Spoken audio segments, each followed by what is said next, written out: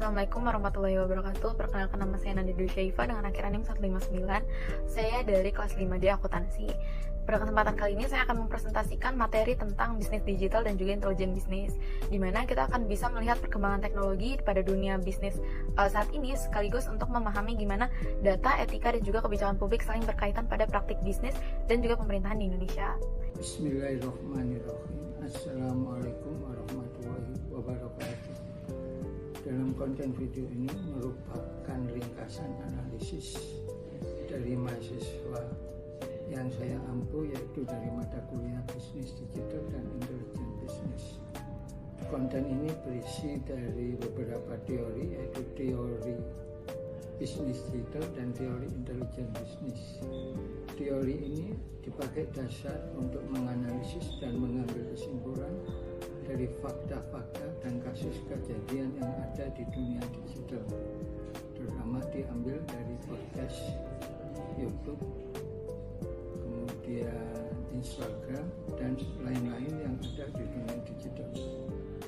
Kepada mahasiswa kami ucapkan terima kasih yang sudah berusaha untuk melaksanakan tugas dari mata kuliah bisnis digital dan intelijen bisnis.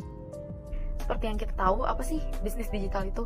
Nah, bisnis digital adalah segala bentuk kegiatan usaha yang dijalankan dengan mengandalkan teknologi digital, mulai dari proses pemasaran, penjualan, hingga interaksi dengan pelanggan. Semua ini dilakukan dengan bantuan internet, website, maupun aplikasi. Nah, contohnya itu ada e-commerce ataupun marketplace. Kita bisa lihat gimana Tokopedia, Shopee, Bukalapak udah merubah cara masyarakat bertransaksi. Dan bisnis digital ini nggak hanya mempermudah transaksi, tapi juga memperluas jangkauan pasar, mengurangi biaya operasional, dan membuka peluang baru bagi pelaku usaha kecil hingga korporasi besar. Dan tantangan pada bisnis digital itu bisa dari keamanan data, persaingan global, dan juga regulasi tetap menjadi isu penting yang harus kita antisipasi. Lalu selanjutnya ada intelijen bisnis.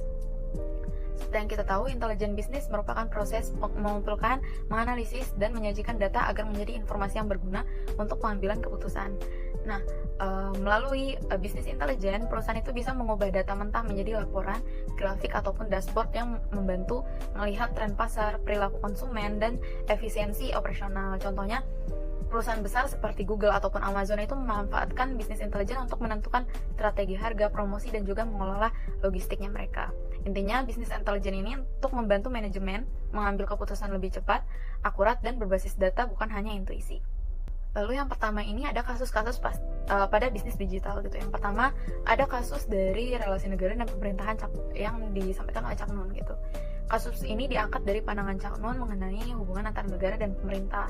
Menurut beliau, negara itu bersifat pemanen, sedangkan pemerintah hanya pelayan sementara di dalam negara. Namun kenyataannya banyak pejabat yang justru merasa menolong rakyat, padahal hidup mereka tuh berasal dari pajak rakyat. Nah, Cak Nun juga menyoroti bahwa pajak tanpa kesejahteraan nyata merupakan bentuk pengkhianatan terhadap rakyat.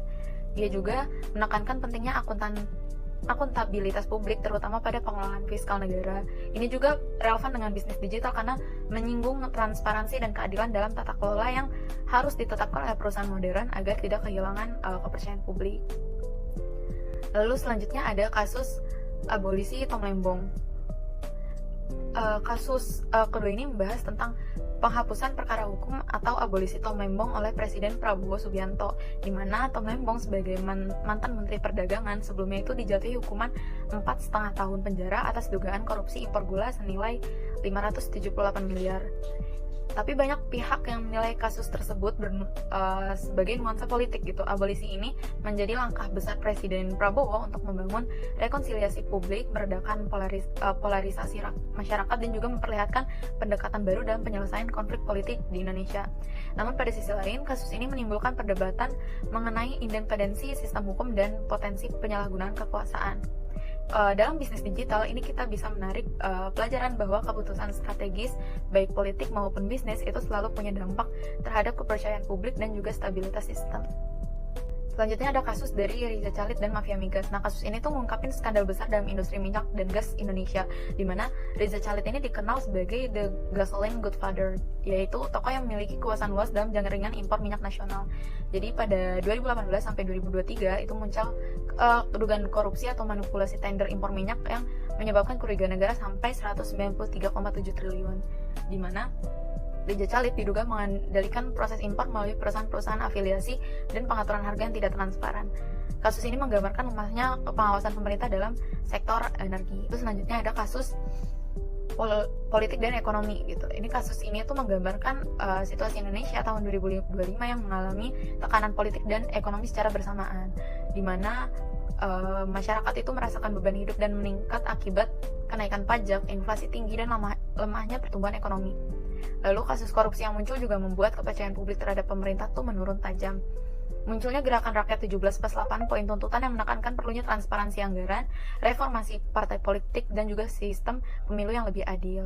Lalu selanjutnya yaitu kasus dari intelijen bisnis. Yang pertama itu ada integrasi nilai spiritual dan kearifan lokal, di mana dijelaskan bahwa tata kelola pemerintah itu seringkali terlalu berorientasi pada efisiensi sistem tapi mengabaikan nilai-nilai kemanusiaan dan juga tradisi masyarakat. Contohnya konflik lahan di Yogyakarta, di mana hak-hak tradisional masyarakat adat sering gak diakuin secara penuh oleh pemerintah.